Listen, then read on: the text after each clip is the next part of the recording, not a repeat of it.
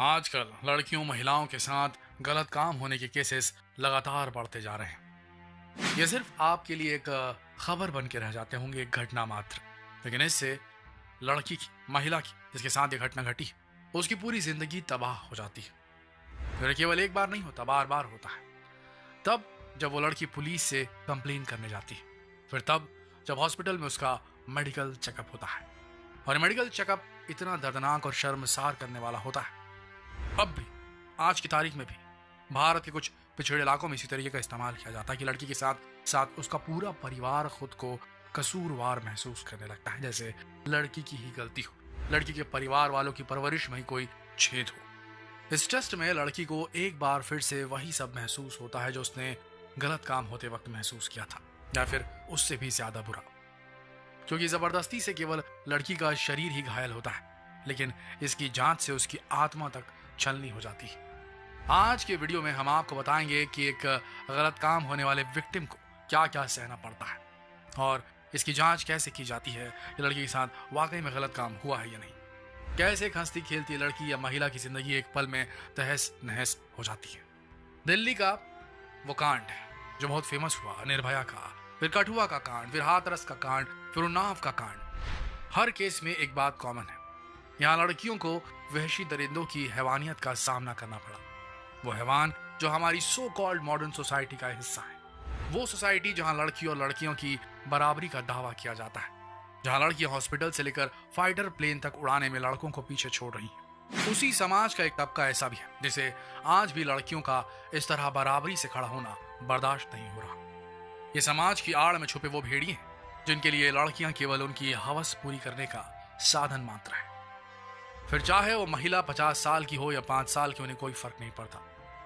आजकल जिस तरह ये जबरदस्ती की घटनाएं बढ़ रही हैं, गलत काम की घटनाएं बढ़ रही हैं, उससे पता चलता है कि इंसान की मानसिकता कितनी ओछी हो चुकी है। देश में हर रोज 100 से ज्यादा ऐसे केसेस दर्ज किए जाते हैं, और ये केवल वो आंकड़े हैं जिनकी रिपोर्ट की जाती है, लेकिन न जाने कितने केस तो पुलिस स्टेशन पहुंच ही नहीं पाते।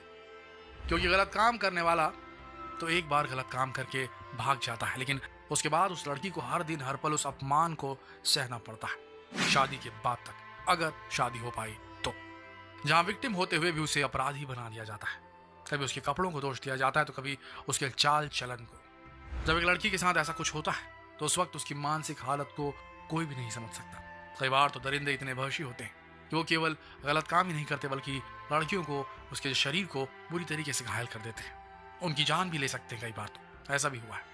खासतौर पर छोटी लड़कियों के लिए ये सब बहुत दर्दनाक होता है, और इसीलिए उनके बचने के चांसेस बहुत कम होते हैं। एक केस में तो ऐसा हुआ है कि कई जगह प्राइवेट पार्ट में गलत चीजें घुसा दी गई हैं। हम बता भी नहीं सकते कि वो क्या क्या चीजें।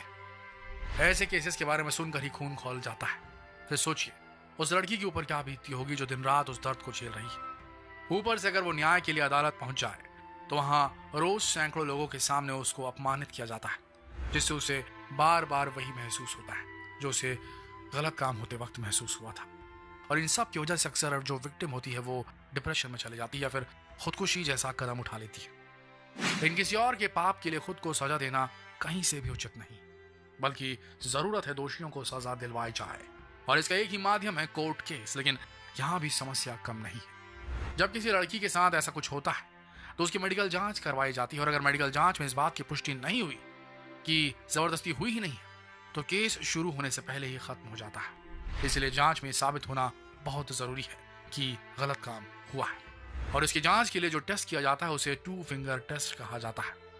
ये उस गलत काम से ज्यादा दर्दनाक होता है। इस प्रोसेस में डॉक्टर विक्टिम की वजाइना में 2 उंगलियों को डालकर चेक करते हैं कि महिला का कौमार्य भंग हुआ या नहीं। डॉक्टर का मानना है कि अगर जबरदस्ती संबंध बनाए जाते हैं तो अंदर मौजूद जो हाइमन होता है वो टूट जाता है, जबकि नॉर्मल जब ऐसा होता है तो ऐसा नहीं होता। इस टेस्ट के दौरान लड़की को बहुत दर्द होता है, और ये टेस्ट अक्सर पुरुष डॉक्टर के द्वारा किया जाता है, जिसके लिए लड़की की रजामंदी भी नहीं ली जाती। ये सब उस लड़की के लिए बहुत ही शर्मनाक होता है। उसे जिस दर्द और पीड़ा का सामना करना पड़ता है उसे आप और हम कभी नहीं समझ सकते। एक पीड़िता ने बताया कि ये सब चीजें होने के बाद जब वो मेडिकल जांच के लिए उसे लेकर जाया गया तो वहां उसे बहुत डर लग रहा था। उस महिला का ये कहना था, उस पीड़ित महिला का ये कहना था, उसके साथ ऐसा सलूक किया गया, ऐसे सवाल पूछे गए जैसे वो झूठ बोल रही थी। उसे लगा कि महिला डॉक्टर टेस्ट करेंगी, लेकिन ऐसा नहीं हुआ। उस टेस्ट के दौरान जो पीड़ा हुई, वो गलत काम होते समय जो दर्द हुआ था, उसे ताजा करने वाली थी। शर्म, तकलीफ और डर ये कोई नहीं समझ सकता जो उसने झेला। हालांकि 1997 में ये कानून बनाया गया था कि सिर्फ महिला डॉक्टर ही ऐसे मामलों में मेडिकल जांच कर सकती है किसी महिला या लड़की की। लेकिन महिला डॉक्टरों की कमी को देखते हुए 2005 में फिर से कानून में संशोधन हुआ। अब किसी भी लिंग और किसी भी विषय का रजिस्टर्ड मेडिकल डॉक्टर इस तरह की जांच कर सकता है। हालांकि इसके लिए पीड़ित की अनुमति जरूरी है, लेकिन ऐसा होता नहीं और अक्सर लड़कियों को जिल्लत और अपमान का सामना करना पड़ता है।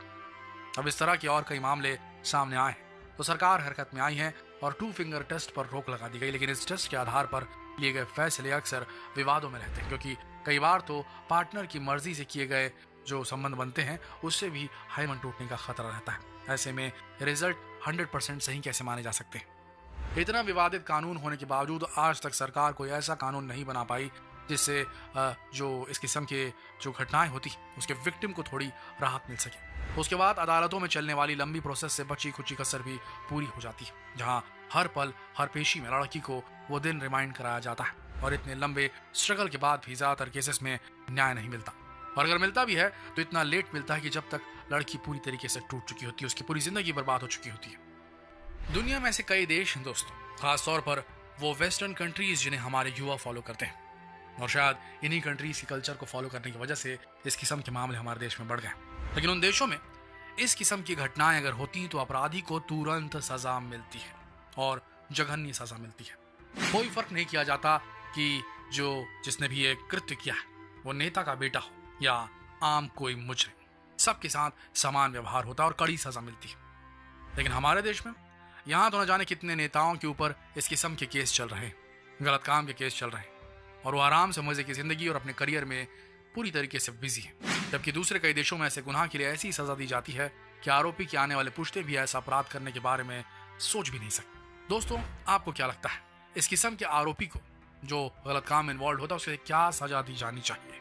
क्या हमें भी अरब देश का कानून फॉलो करना चाहिए इस केस में? क्या हमें भी वेस्टर्न कंट्रीज की तरह जिस तरीके से बिना पक्षपात किए सजा दी जाती है उस तरीके का कल्चर फॉलो करना चाहिए कानून के दायरे में रहते हुए, ताकि ये जो अपराधी होते हैं जो छूटकर आराम से अय्याशी के साथ अपना बचा हुआ जीवन जी लेते हैं, और जो विक्टिम होता है उस शर्म के साथ अपनी जिंदगी की यही लीला खत्म करने का हर पल सोचते रहता है। इनके साथ न्याय होना चाहिए कि नहीं होना चाहिए? आप ही बताइए, क्या होना चाहिए? ये सवाल दूसरों से पूछने के लिए शेयर कीजिए इस वीडियो को फेसबुक पर, व्हाट्सएप पर, यूट्यूब पर, ताकि लोग इस बात को समझ सकें, अपनी प्रतिक्रियाएं दे सकें और ज्यादा जागरूक हो सकें। ऐसा कुछ भी आपके साथ कहीं पर भी हो तो इसे रिपोर्ट जरूर करें। इसे अंदर ही अंदर दबा के ना रखिए, ये आपको अंदर से मार देगा। ध्यान रखिए, कल फिर मिलेंगे एक जानकारीप्रद वीडियो के साथ। तब तक के लिए आप सबका इस वीडियो के अंत तक बने रहने के लिए दिल से धन्यवाद।